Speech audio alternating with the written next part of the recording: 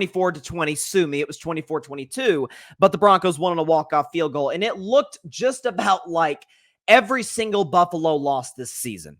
And this is why I've been saying for a while, like this notion that the Buffalo Bills are contenders. I mean, I said coming into the season, I said they're going to miss the playoffs. Everything that could have gone wrong for the Bills, minus losing one of their superstar players, Allen, Diggs, Von Miller is not a superstar at this stage of his career. That's pretty clear.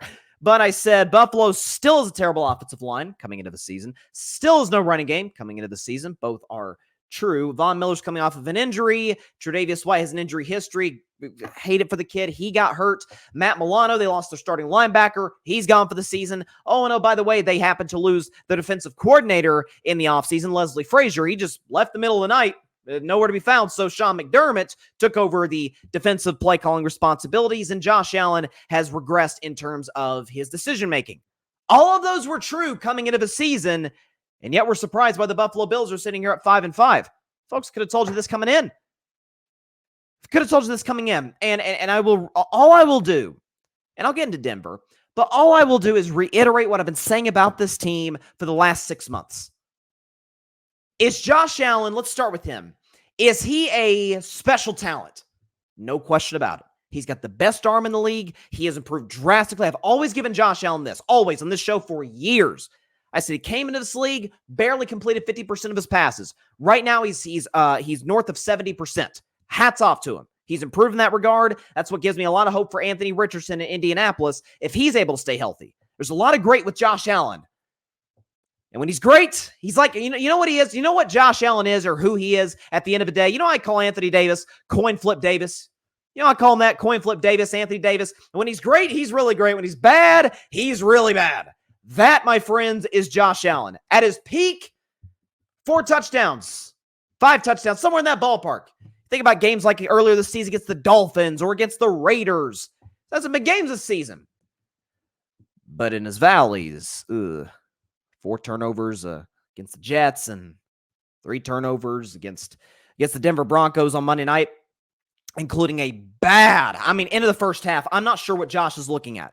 Left side of the field, corner sitting right there. The type of, listen, I know Josh Allen is a big arm, and that's sometimes a symptom of having a great arm. It's kind of like the curse of it is that you think you can fit the ball in the windows that probably don't even exist. They're not even there. He's tried to fit the balls in the windows on the left side of the field and right side of the field. This one on the left side couldn't make the throw, which frankly no quarterback can make, and he gets picked off. But Josh Allen was inconsistent throughout the night, up and down, roller coaster, coin flip, as I would say, throughout the night.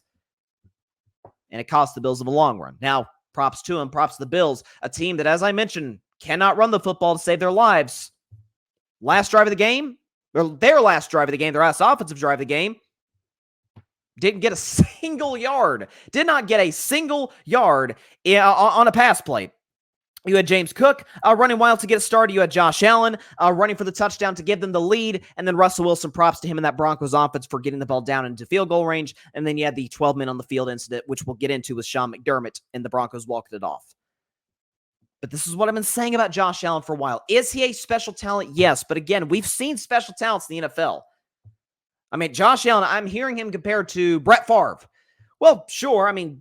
Difference is, though, Brett Favre has 3 MVPs. Matter of fact, is the last guy to win 3 straight MVPs. He does have a Super Bowl and another appearance in that game. Brett Favre is one of the 10 greatest quarterbacks ever. Now, Josh, I think, is more physically gifted than Favre, but in terms of decision-making, they're both in the same category. I see what people see in that regard, where it's big arm, questionable decision-maker. And speaking of which, if you think about Josh Allen when he came to the league, he threw 12 interceptions. First year in the league. It's like, gosh, not a great decision maker. Since his rookie year, he leads the NFL in interceptions with 71. You say, Bryce, come on, you got to take his rookie year out. You got to take his rookie year out. A lot of guys have down rookie seasons. Jared Goff was horrible, awful as a rookie. Now he's a top 10 quarterback. I don't even think that's deniable. And I think he's firmly in the MVP discussion. Guys can get better. Okay, rookie year's hard for a lot of guys. Well, since 2019, he's also leading the league in interceptions with 59. Well, Bryson, he didn't have Stephon Diggs. Bills got to the playoffs, and he wasn't a superstar quarterback at that point. Okay, well, let's go to 2020 when he finished in the top 3 for MVP and voting for MVP.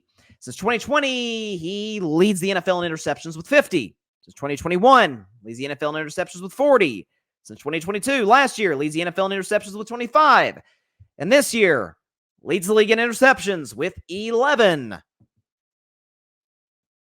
This is who he is. Now, can it be minimized with better coaching? No question about it. We've seen Josh's peak. We saw that playoff game against Kansas City. I get it was almost 2 years ago, and you're like, man, that's a long time ago. Bryson, don't you say, Janet Jackson, what have you done for me lately? Yes, I do. I firmly believe that. That's what Bryson's best 10. That's, again, 45 minutes from now. That's kind of what I base it a lot off of, and your track record as well. I've seen Josh be great, but there really is no in-between. There's no average game for Josh Allen. It's either he's awesome or he's terrible. My man Mike Guido was on the 8 o'clock spot last night. Check that out every Tuesday night, 8 p.m. Eastern, 5 p.m. Pacific time, live on the Grid Network. Mike Guido, who was on, actually won the game. Props to him. Mike made a great point.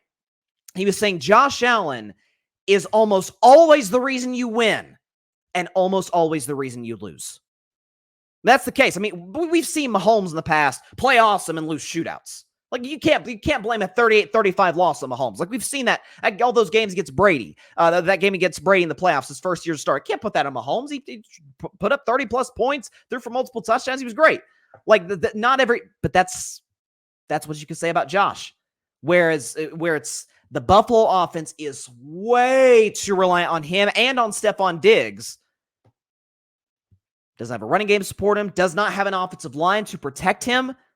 All of those things are true. And then I'll move to Sean McDermott. But what I've been saying about Josh all offseason, like I kind of saw the light in him a little bit in terms of his flaws, in terms of his deficiencies, and they're showing him themselves this year. It's not just the interceptions. How many times, look, I get he has a big body. He's 6'6", big, strong. What are we going to give him, 260? I mean, he's the biggest quarterback in the league.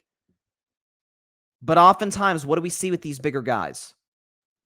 They think they can take those hits that somebody like a Kyler Murray or a Russell Wilson or a Tua can't take, the smaller quarterbacks. They'll run over linebackers. In the case of Josh Allen, they'll try and hurdle guys. They'll try and make a superhuman play when it really isn't there. Reminds me a little bit of Cam Newton, who broke down physically at the end of his career. Reminds me of Ben Roethlisberger, who part of Ben's problem was he didn't take care of his body in the offseason, but even in season, Ben took some shots out there. And some of them he didn't have to take. That's where Josh Allen is at. That, to me, is where an upgrading coaching would help him. But some of this is DNA stuff. Some of this, I've been saying this word I've been using about Josh. He's a reckless player. He takes risks. He takes risks that have low rewards. That's where I'm at with Josh Allen. He's still, in my mind, undeniably a top 10 quarterback, and the Bills undeniably can win a Super Bowl with him. But he isn't the type of quarterback where it's like, Josh, turn him loose. You can turn Joe Burrow loose. You can turn Mahomes, at times, loose. Can't do that with Allen. Heck, I think you can with Hurts. Can't do that with Josh Allen, and that's a problem. For Sean McDermott, this is now multiple times this season. You know, eventually, if you're a student and you get your midterms in, and maybe they're not great. There's some B minuses, some C pluses. Maybe there's a D in one of your classes. Like, not great, but it's like, maybe I just wasn't focused coming in off the summer, had some fun and just my mind wasn't in the right place in the first half of the semester. Whatever the case may be, fine. It's all fine and good. But if we come back by finals, which, and your grades are looking either the same or worse, then that's probably just who you are. Maybe the focus problem is something you always had. It's just getting exposed because of certain circumstances. In the case of the Bills, and I've been saying this, they're not that good of a roster. Josh Allen's an elite quarterback. Stephon Diggs is an elite receiver. Outside of that, where is Buffalo great? It doesn't exist. I can tell you, though, a lot of areas where they're bad. They have a bad offensive line. They have clearly, if you look at pass block win rate, the whole rate, Pro Football Focus will tell you all about it. Bottom 10 in the NFL in pass block win rate.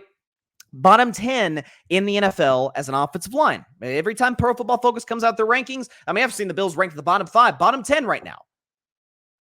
They don't have a good running game. Their secondary is beat up. It's not bad, but it's not great. Von Miller is shot physically. A lot of that is age and injury. They're not great really anywhere except for Josh Allen and Stephon Diggs, who today, not really sure he even wants to be in Buffalo. He saw his brother Trayvon Diggs tweet after the game. He said, man, 14's got to get out of there. That's coming from his brother. It's not coming from some random player from who plays in another conference. This is his brother. He says, man, 14's got to get out of there. That's when a family member says something, it hits different than if some random star player says it. So I'm not sure Stephon wants to be there. Thanks so much for watching the show on YouTube, and be sure to go click that big red subscribe button and check out the other clips and full shows from Carving It Up Live, as well as our other incredible content creators here on the Grid Network.